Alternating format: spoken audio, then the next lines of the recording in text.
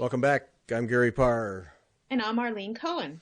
You're listening to Fiber Talk, the midweek version of Fiber Talk, that twice weekly podcast for the needlework artists.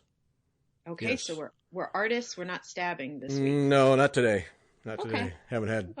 It's early in the day, so I'm still neutral. Okay. I'm still neutral. All right. Needle Minders, Fiber Talk Needle Minders at the shop page at wetalkfiber.com.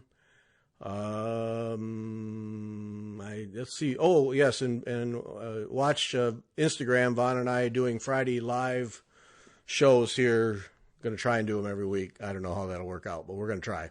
So you might follow us on Instagram to get locked into that. Let's see what else. We have new designs from Works by ABC, and I know somebody at Works by ABC who can talk about them. Really? I do. Really? Yeah. So pretty cool, Arlene. I think it's 4 nice designs, but I will. Okay, I like them all, but Okay. and I'm not just saying that just to be a nice guy. I do like them all. But the band sampler, that one stands out for me. Well, thank you. What? Tell me how that got started. Well, it's interesting. I just recently was talking to a friend, and I was talking about, what is my style as a designer, or do I have a style? And I said, well, Yeah. I don't think I have a style in that someone could look at my designs and say, oh, that's a Works by ABC design, because I really run the gamut of what I do. It all depends on where my inspiration is coming from at any given time that I'm working. But there are 2 categories of places that I go for inspiration a lot. I won't say 100% of the time, but a lot. And one of them is historical references. And I love to go back to old pattern books. And when I say old, I'm usually talking about like a few centuries old, just to see what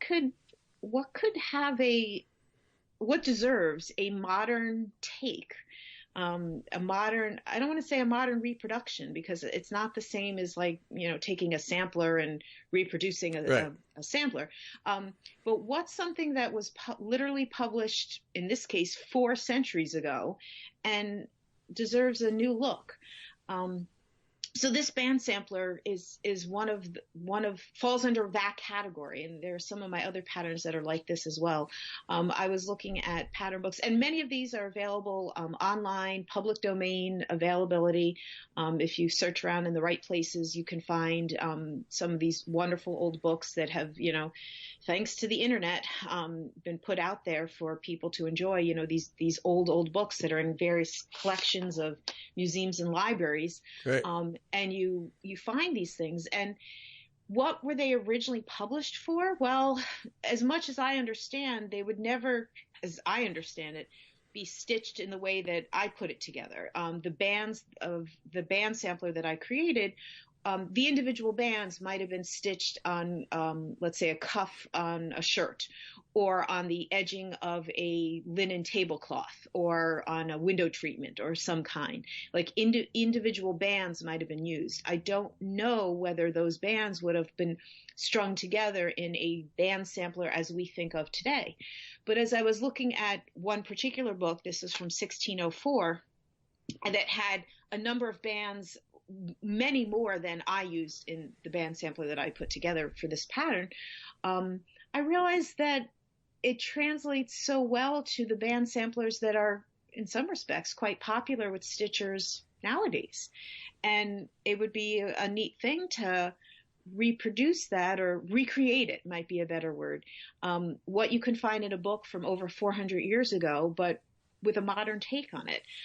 So I chose some of the bands that appeal to me the most.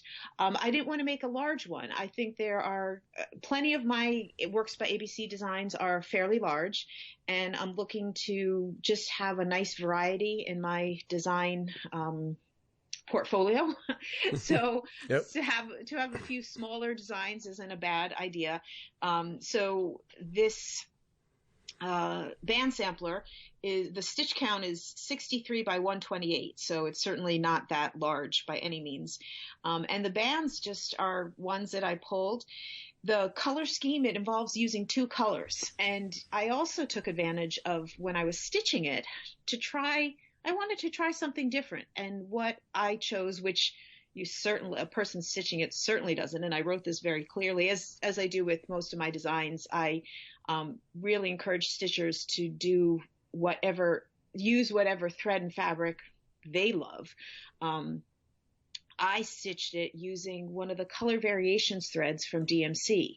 Now, this is not the colorese threads, which have pretty strong color changes. The color variations are the ones that are all staying within the same color family, and it's more of a gentle overdyed kind of thread. Those color east ones, they're abrupt. They're abrupt. Yes, Yeah. that's a great word for them. And those are ones that they'll have purple and green together because those are nice. That's a great Right. complementary colors, but the color variations have 4 shades of green as opposed to purple and green together. So I used the color variation thread that I used was a green that had various shades of green in it. And it just played out in a nice, subtle way. I mean, it was nice. It was an interesting experience to try. I had never used the DMC variegated thread like that before. An interesting comparison of that versus Gentle Arts or Colorworks or one of the other more popular overdyed threads that are out there. But it came across really nice, and I paired it with just a darker shade of solid green in the DMC family. I also, sort of the other challenge to myself, one of the things that I sometimes get feedback on, there are a few of my designs that I have charted, and this is literally only 2 or 3 that I've charted using some of the overdyed threads. And again, very much highlight, you can use any threads you want. And I do get the feedback from a couple of people who say, but I only have access to DMC.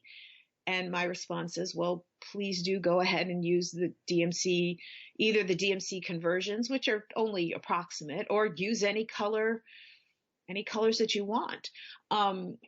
Even the color variation threads are usually available in the big box stores, the Michaels, the Joann's, all those stores out there. You can usually find these variegated threads of DMC. So that was sort of the other challenge to myself. What could I do with this band sampler using only 2 colors that someone could get threads from the big box stores. And I really like the way it turned out. It's definitely a modern take on something that you could literally find. And I've included in the pattern, a couple of pictures from those very pages of that book from 1604, where I pulled the bands from, so people can really see where that's what I like to do, is explain when appropriate, when there really is a good story behind it. In my patterns, I do like to explain where my inspiration comes from. It's something that I've always loved to know when I'm stitching something by another designer. If there's a story behind it, I love to know the story. Right. Sure. So I like to include that with mine. So that's the band sampler story. Yeah. Well, that's, a couple of things out of that. I first discovered those old books from Mary Corbett, because she has written more than once about, and there are tons of them, and they're free, and you can literally download the whole book if you want, in many instances. Depending on what website and so on. Absolutely, yes. And I have a couple of them on my Goodreader app, which is the PDF app I have on my tablet and my phone. I just downloaded the entire book.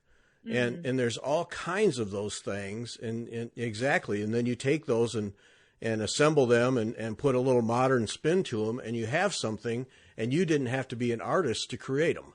It's and that's working on this banding that Vanna sucked me into, where I'm doing the Bristol sampler thing. But that was the first thing that hit my mind when I saw your sampler. was the next time I do a banding one to take those bands Yep. and others like it and put something together rather than going with borders and stuff and alphabets from the Bristol Orphanage. Do this kind of a thing. Yep. And yeah, I mean, they're all repetitive, so you can just start and stop when you want. Mm-hmm. And yeah, there's so much flexibility there that, and that's so neat to hear that it came out of old stuff. Yep. Yeah. Yep. And that shows in the needlework world how that, really time doesn't really much matter. Yep. Yeah. And I was with my stitching group at the needlework store just right after I released these patterns. And I know of at least 2 people that had that banding idea and bought some banding to stitch. So absolutely, you get, as you have talked about with the banding, you have a nice finished edge. And as long as you can purchase banding that has the right width that you need, although even with this particular sampler, as with what you are stitching, you just adjust it to be the width that you have, Right. Exactly. Yeah, absolutely. Yeah. No, that's the fun part. And so you create your own design without having to be a designer, and you have complete freedom in that you put down in whatever order you want. And, oh yeah, I see several pieces in here that would make a great thing. And then, of course, the colors you chose, green is in my color ranking list is way down at the bottom, not my favorite. But for me, it's blue, as we all know. But this thing is in blues would be fantastic. And that was the other thing I was thinking when you were talking about how you put that together is oftentimes use your own colors, use what appeals to you. And people freak out. Yeah, but I don't know how to put them together. And take those, the DMCs like you used or Karen collections. Designers do that all the time. Those overdyeds where they have a series of colors or variations, and take one of those threads and then find the matching solids. Yep. And use the variation thread, the overdyed thread, as your base.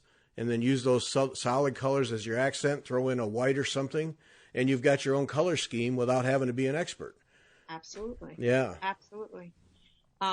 Well, and the other thing was, and this is just something for everyone to think about. I mean, green is not my favorite color, it's not my least favorite color by any means, but many times when I was stitching that, I was not loving stitching it only because of the color that I was working with. But I really, when I was choosing what DMC variations color to choose, there was definitely, and I have it sitting somewhere, there's definitely one of those that is the color palette that I'm most likely to go with, a purpley blue color scheme. And there's a side of me that's like, I have too many designs that are in that color scheme, and I really do need to push myself to at least have some things that are in a different color scheme than that. Now, I won't push myself over the edge and stitch in orange. We've talked about this before. Yes.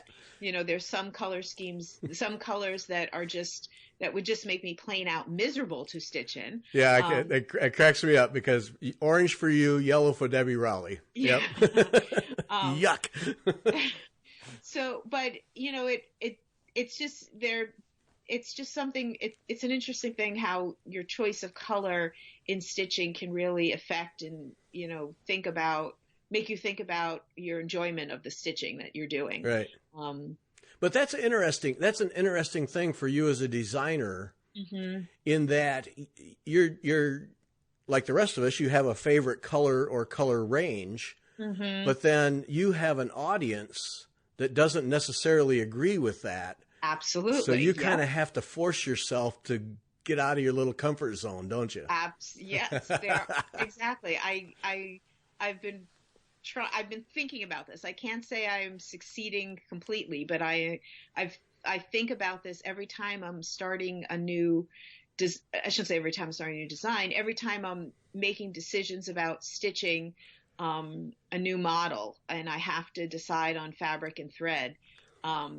I am putting more Arlene, you really should. just more and more thought into the, that's the evolution of myself as a designer, is that Right. I feel like I need to put more and more thought into just having that variety. If I picture all my models at a trunk show, for example, or, someone looking at my Etsy store and just doing a full scroll and seeing all of my designs all at once, what their overall impression is. And if you are someone who doesn't like blues and purples, which show up a lot, there needs to be more of a balance. And so I do think it's something I need to think about and need to work on. So, Yeah. Yeah. Yeah. There's an acid test for you. A trunk show with all your stuff hung on a wall. And Yeah. it's all blues and purples. Oops. Yeah. Well, so right now, I do most of my models are in a trunk show at Needleworkers Delight in New Jersey, and luckily there are some pieces that are, if I think back on, they are the ones that are not monochrome colored designs. There's definitely some browns and greens and some leafy designs and so on. So there's definitely, as I looked at, I think I posted a picture not that long ago on Instagram where I was sort of pleased to sort of look at the way it was laid. Plus they do a great job in laying out trunk shows. That to me, it epitomized my work in that there was a huge variety. You look at some of the other trunk shows they have there and you could say, oh, that's a fill in the blank designer, because you could just see their style. You can see, it fits in, and mine is just, it's a little bit on the eclectic side, and that's, and I'm pleased with that. I'm proud of that. I'm not aiming to try and find that can be a style. That can be a style. Yeah, absolutely. That is my style. That's all right. Nothing wrong with that. Yeah. Yep. You won't get the same thing twice. Yeah, that's okay. Yep. Yeah. Yep. So I like the band sampler. That's thank you. That was the one that stuck out. And then the nosegay is I like that one, but I have to say I want to embroider that.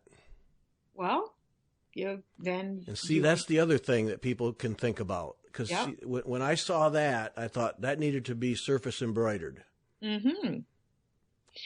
Well, if you think about, I have collected in my vast collection of books, there are times where I pick up. And you do have a few. And I do have a few. There are times where I pick up, a needlepoint book, and I don't think twice about not that I've actually ever completed this project, but there are times that I look at a needlepoint project and I think that would look beautiful in cross stitch. And of course you could do it because it's just a graph, it's just a chart. And there are times, actually I've done this twice now, and one of those times is another set of these patterns that are right in front of you, where you look at one design and you think this could translate to another medium. And so certainly the Victorian nosegay, which is just a grouping of flowers and leaves and branches putting together, and you could take the chart and do what you can with it and absolutely convert it into an embroidery pattern in some format. I love that idea. I have taken lace pieces, like an actual piece of lace, converted it to a cross stitch pattern, and then converted the cross stitch pattern into a blackwork pattern. Mm-hmm. And so I've done that twice now, and I love the idea. I just think it's a great way to kind of show how you can translate across the mediums and still have beautiful works of art, no matter how you choose to express it. So I say go for it. Yeah. Yeah. And see, in that Victorian nosegay, it has a Jacobean kind of flavor to it. And so then I think, all right, embroider that with wool. Oh. I don't know. Yeah. Might go work. for it. Yeah. Might work. Yeah. Oh, totally. Yes. Yeah. Now. Now I'm really thinking about it. I'm looking at it. You're welcome. Thinking, yes. Now you've given me all kinds of ideas of this. Uh-huh. There is. I don't know if you're familiar with. There's a book that the Royal School of Needlework came out with, and I'm scanning my bookshelves to find the title of it. It's not a recent one. It's an older one. It's easily 10, almost 15 years old, and looking for the title of it right now as we speak. One of the things that I loved about that book is that, so it goes through black work, crewel work, gold work, and what would the fourth one be? What would the fourth one be? Here we go. Hold on, I'm reaching for it. The Royal School of Needlework Embroidery Techniques. And this is a book from 1998. Okay. And, here we go. Silk shading, crewel work, black work, and gold work. And one of the things that, and I know when I first got this book, I did not pick up on this at all. It took owning it and going back to it a number of years later to realize they did a picture of an iris in all 4 of those chapters, and it's the same iris, and it's interpreted in each of those 4 mediums. And none of them looks like each other, right? And it just, you see the you get it. It's the same outline. It's the same iris facing in the same way and all that, but just how different it looks interpreted in those 4 different mediums. And I mean, that's whenever it is that I recognize that this book, because it certainly wasn't my first reading of it, whenever it was that I recognized that, I think that idea totally inspired me to do that kind of thing, to take one, for lack of better words, work of art and interpret it in different mediums, in different ways. And that, that whole idea of translating a piece of lace into a cross stitch or into a needlework or counted canvas work or black work or what have you. And it's a phenomenal thing when you can realize how much you can take from what certain, gold work, obviously you bring out that shine and iridescence, and the silk shading, you get the colors and the changes that come from the light, and what you get from each of those mediums is so different. And that's what is just amazing when you can do that, when you can do the appreciation from each of those things. Right. Yeah. Well, yeah, that's just it. And that's, that's the art. And that's, if I look at a chart, and it doesn't matter what the original technique design was, mm-hmm. if you see it a different way, go do it that way. Yep. If you see it as a shiny, reflective thing, go do some gold work on it, or mm-hmm. or incorporate some in to bring that out.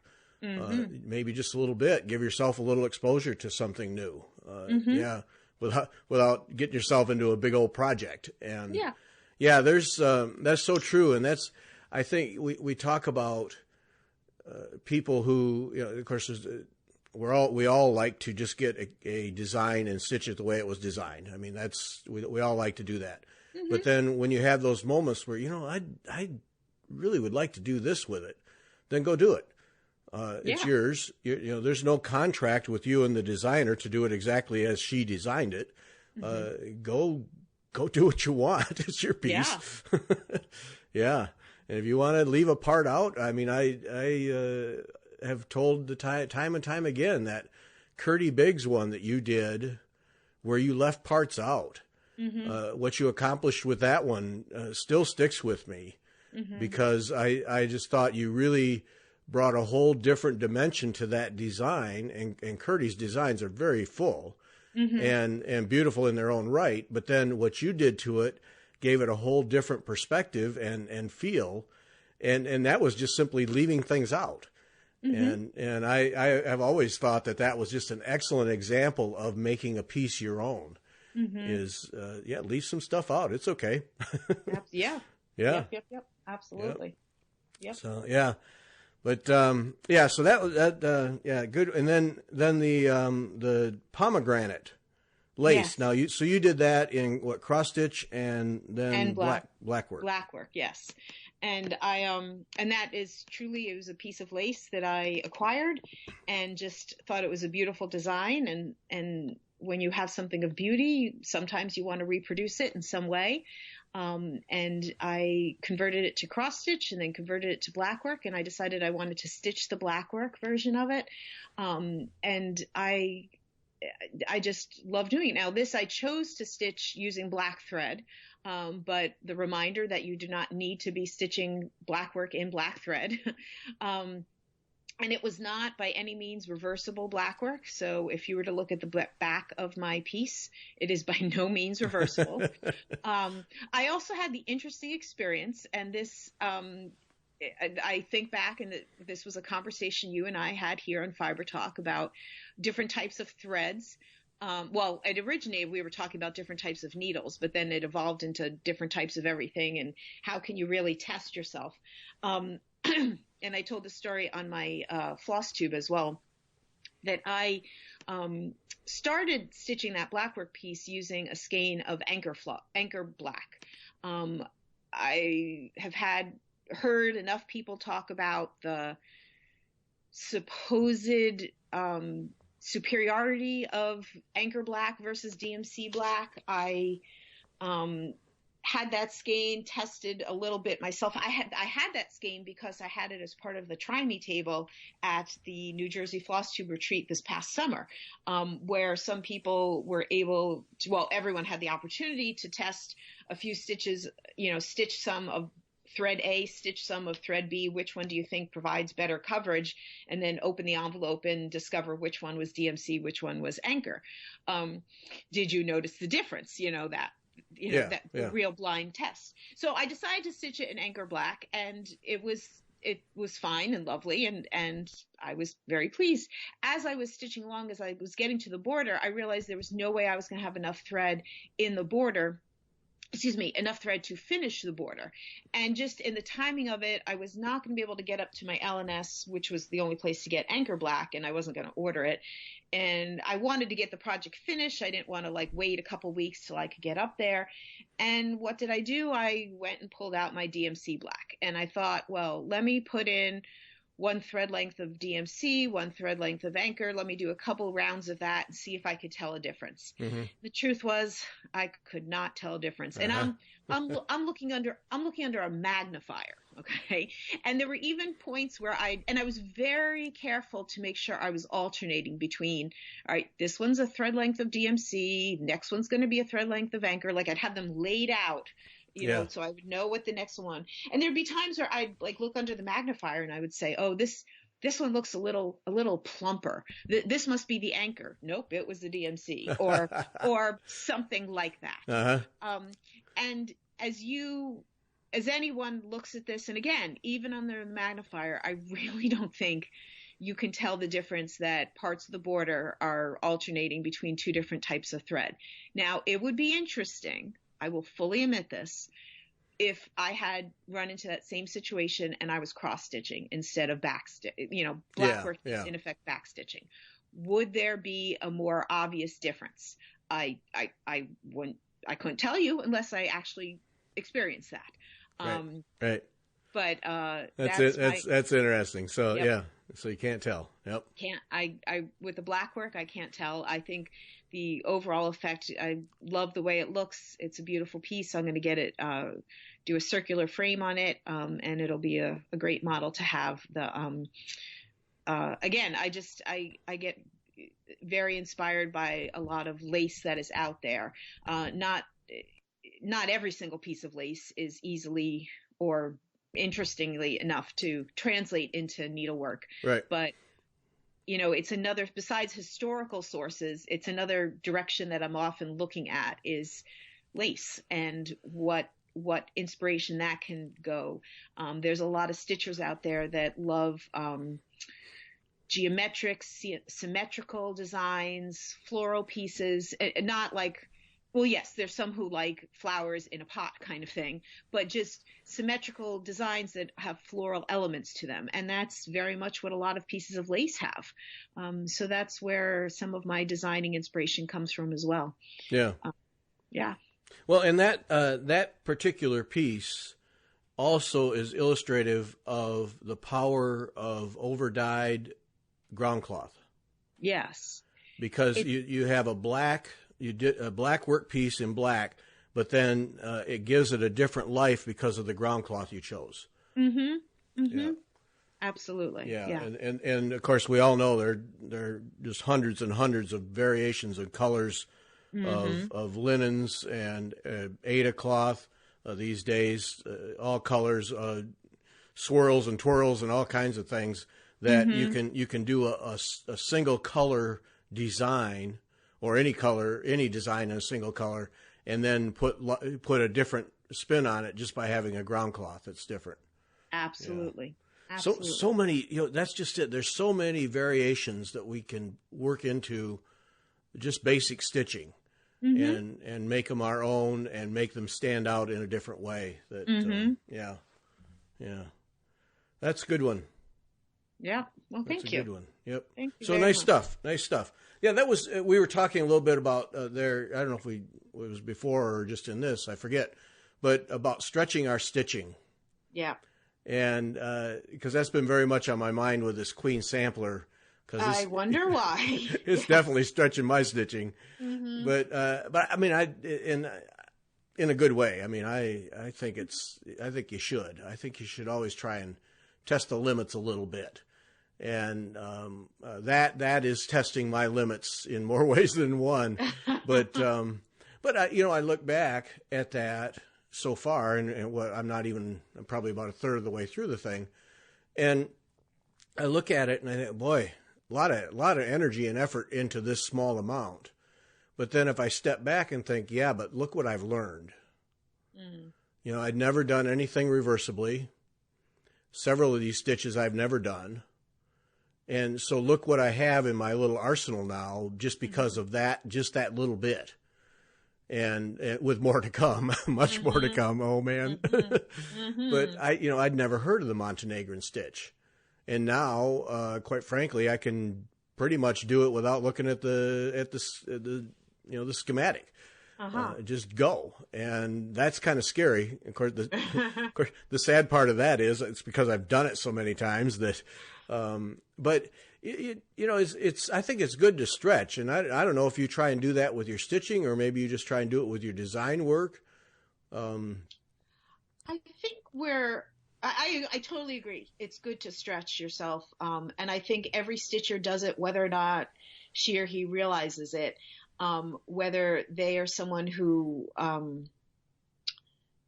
picks up different projects every night and needs to readjust their thinking to what colors am I working on? What am I doing? What paths am I following? Whether they are taking a break from, more complicated full coverage to more simpler design, that back and forth. That's exercise on the brain. There's no question about that. When you're doing a full coverage, let's say HAED, that's stretching your brain. When you're doing counted canvas work and you're doing complex stitches, that's stretching your brain. I mean, I think there's all different kinds of ways to think about it. I feel like lately I've been doing more stretching in thinking about designing and so on. But that doesn't mean that my stitching isn't, stretching me in other ways. I know that, just because you referenced it, I am thinking about that when I was doing that Curdy Biggs piece and how I was constantly making decisions about, all right, so she's charted X, but I want to do Y. What variations am I changing here? Wait, I don't like the way Y came out. Pull that out. Now I need to do Z. That element of making decisions like that, that's always stretching in a different way. When I'm doing a cross stitch and, when I think that I'm working on a pattern right now that I feel like I did the pattern perfectly fine. It's not a complex pattern. I just need to stitch it. Well, I've discovered that no, I needed to fix some things as I was going along. And that actually was stretching me a few nights ago when I realized, you know what, this is not working out the way it looks fine on paper, but it's not looking fine on fabric. How can I adjust this to make this look better? And that was, sort of a satisfying moment when I realized literally all I needed to put in was 3 stitches and it looks so much better. But I did not see that when I was working on a computer screen. It just didn't look the same. It looked perfectly fine on the computer screen. Right. Yeah. So, those are different kind of challenges that I'm having now. which I like. You know, it's all different. Every different years of my stitching life have passed in different ways. I was also actually, before we started recording, I was working a little bit on my bobbin lace, and I was thinking about some of the things we were going to talk about. I'm thinking, well, I'm definitely stretching myself in bobbin lace world. So I think it's good that we stretch ourselves in all kinds of ways, but also at the same time, there are plenty of nights where I don't need any more stress, where all I need is just, you know, I know you in conversations with you and Vonna have talked about, I just need to put in some X's. Yep. You know, when you guys have said, I don't need to work on the Queen tonight, I need to work on Sarah Brazier. I just need to put in some X's. And that certainly there are plenty of times where, you know, once I worked out that whole thing where I just needed to put in 3 X's, then I had a whole big area that I just needed to do fill in. And I was very glad to just be doing the fill in. Yeah. Large areas of fill in sometimes are a welcome sight. Yep. Absolutely. Yeah. Yep.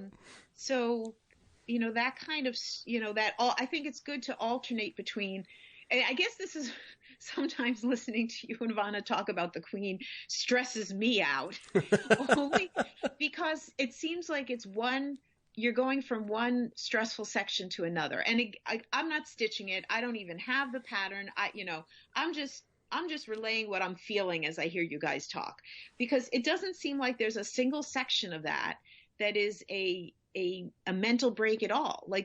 Like, didn't Vonna say she wanted to know if anyone was stitching it straight through because, you know, she wanted to know how they were doing it? You must be eating your Wheaties or something like that. Yeah, because, I don't think there is. I don't think in the final analysis there will be one area that is a mental break. No, I don't think so. So the way you get a mental break is you stitch something else. Right. Exactly. Okay. Yep. Well, that's what I did last night. It was the Queen. I just can't deal with it. Too many things yesterday. I just can't deal with it. So I got out my band and just made X's. Yep. Mm-hmm. Just a Bristol sampler border X. Just keep going. And made some progress on that. But yeah, I think that's what you have to do with some of those.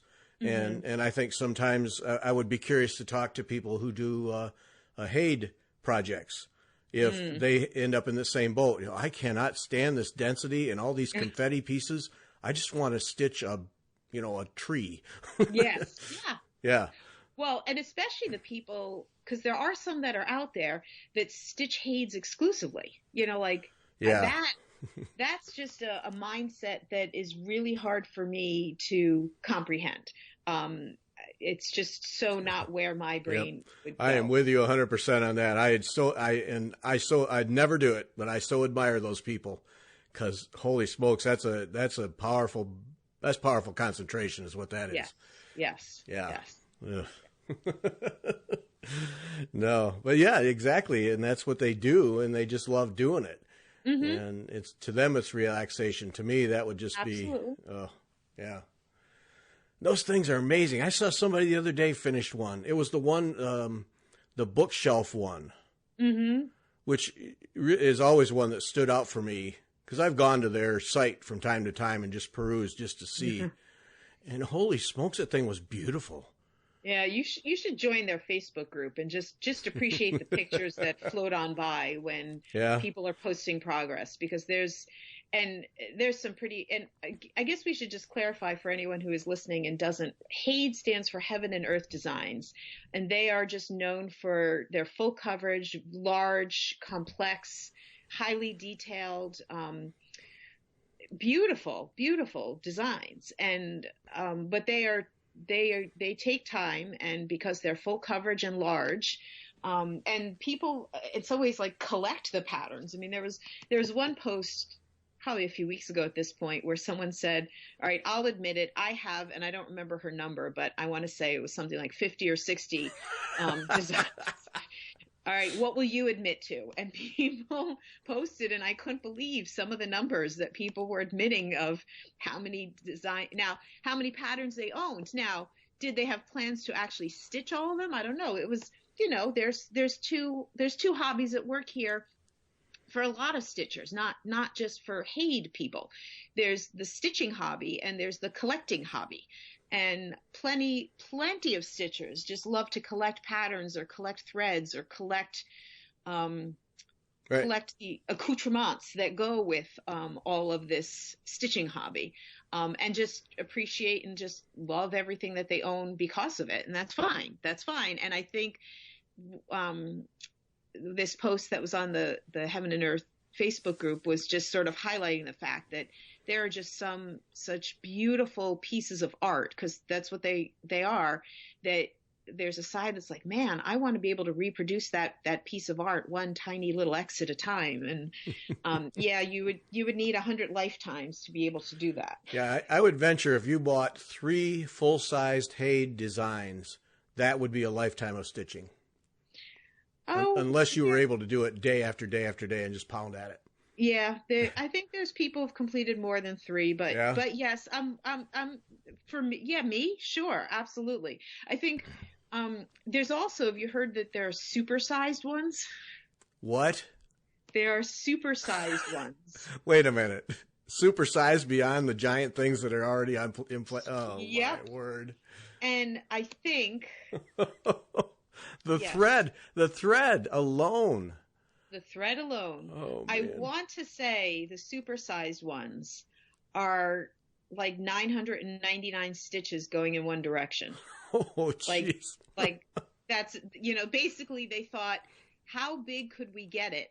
And we could get it 909, so whichever dimension is, the larger size, width or height, so to speak. Yeah. Or length or height or whatever you want to call it. 999 stitches in one direction and, probably 800 and something, in another direction. And, yeah. Oh man. And I believe, it's a relatively new, only within the last couple of years thing. So I don't know if anyone has actually finished a supersized one yet, because it's only been a couple of years that they've had it. But the needlework equivalent to extreme sports. Yeah. Supersized, very large designs with maximum amount of detail. Yeah.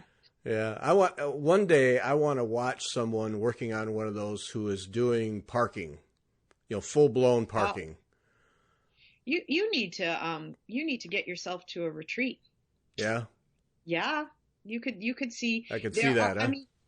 I mean, it takes a certain kind of stitcher who's willing to bring a HAED to a retreat. They have to have their own element of concentration and so on, or know that, this is a square that doesn't have too much confetti, blah, blah, blah. But I have seen some people working on HAEDs at retreats, and you could see the whole parking method and get a whole little mini tutorial. Absolutely.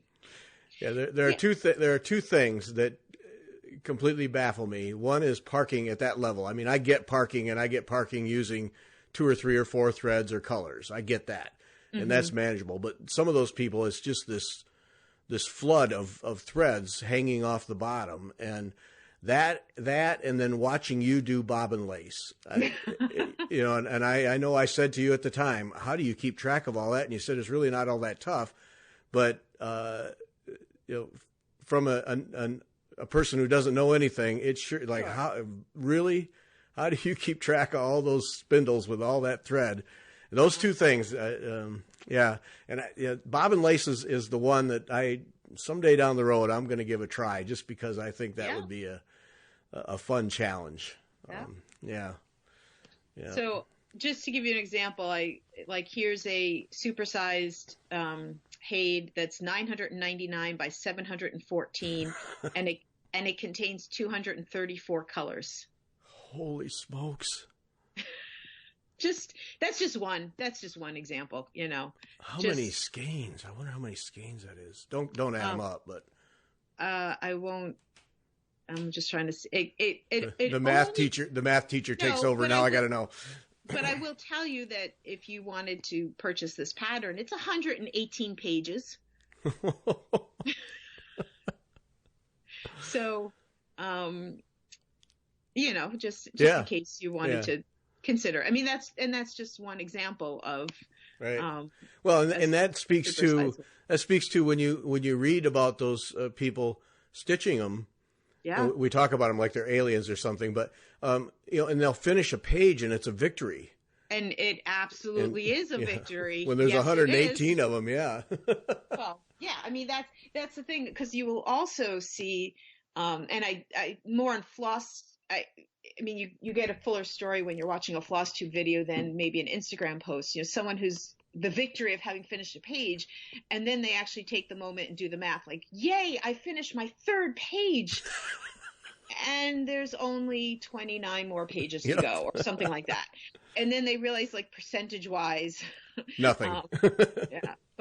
But again, I've had the opportunity, again, thanks to attending retreats and the table where people bring their show and tell, of seeing a couple of them in person, and they really are, they're works of art. I mean, I think a lot of our stitching, we would absolutely agree, is works of art.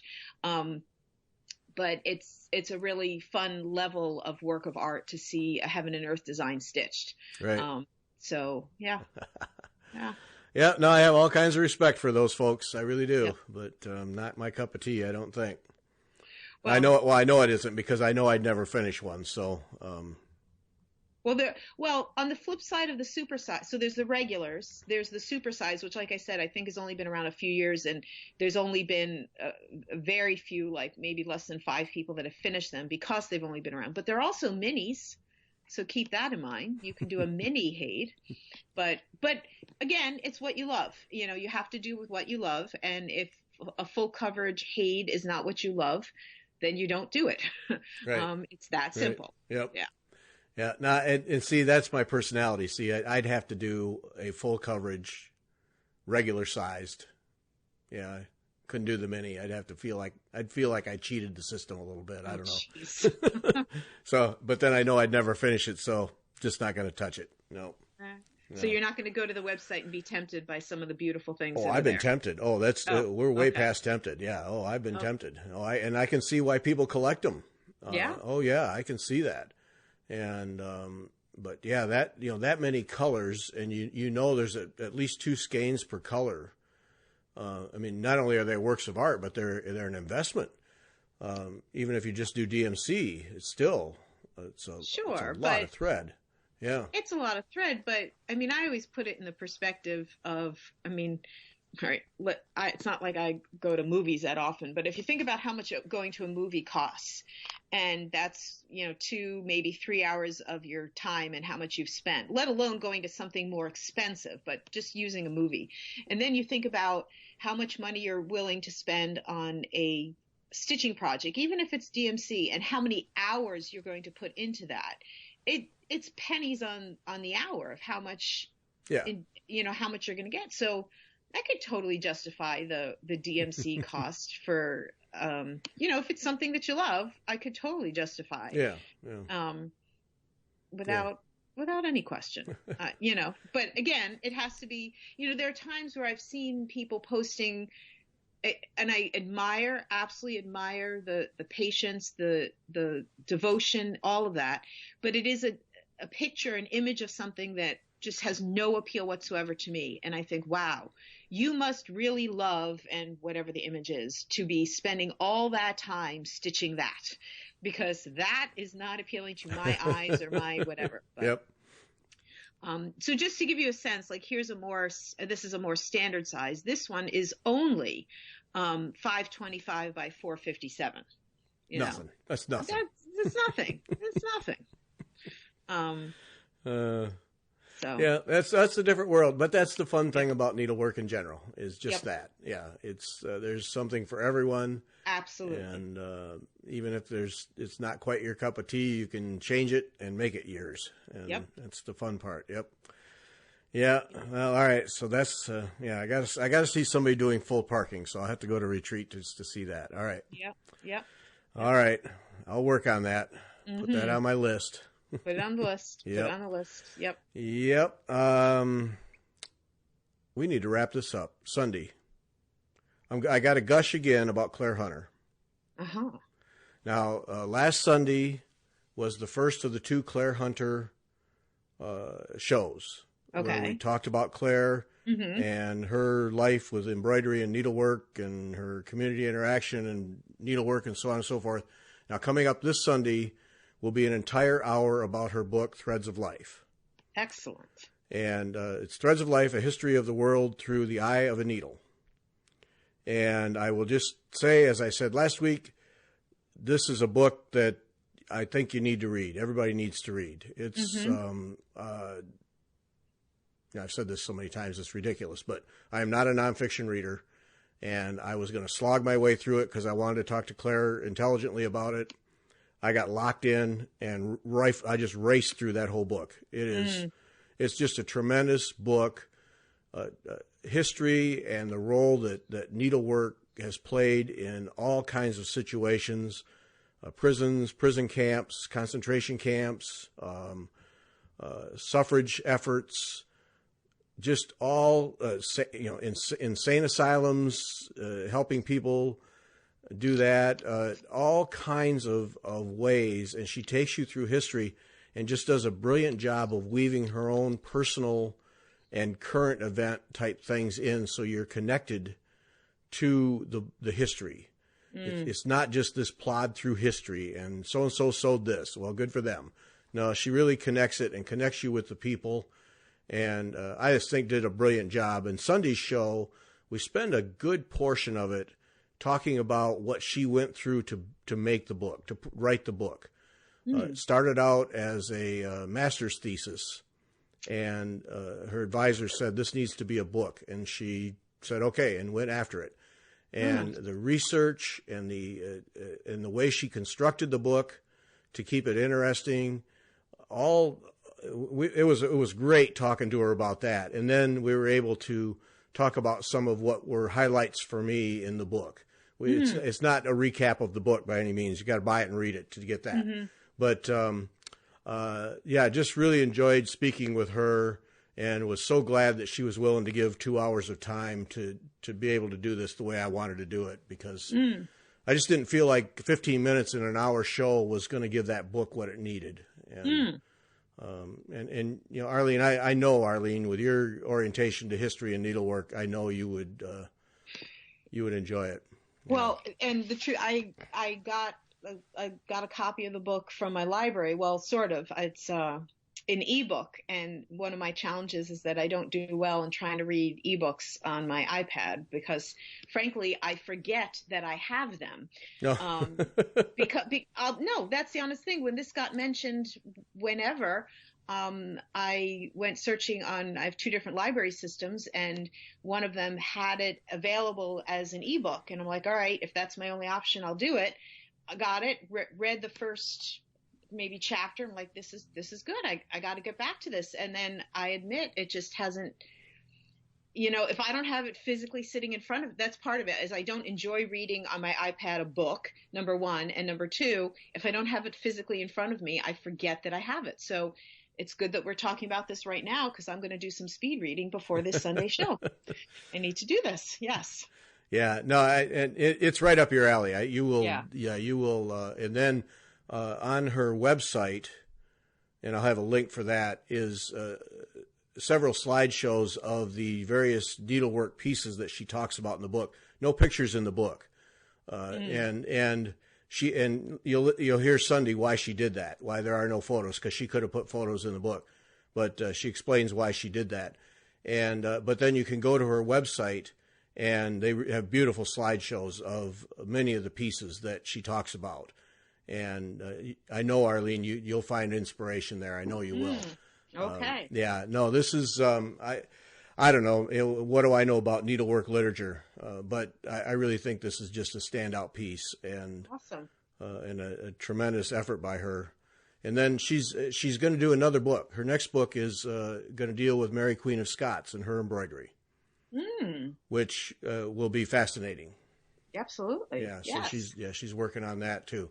Yeah, quite a lady. Yep. And last Sunday you learned about her, and then coming up this Sunday, the book Threads of Life. And I just awesome. Read it. It's worth it. Yep. Yep. Need to do that. Yep. All right. That's going to be it. Okay. Thanks, right. Arlene. Thank you. Take care.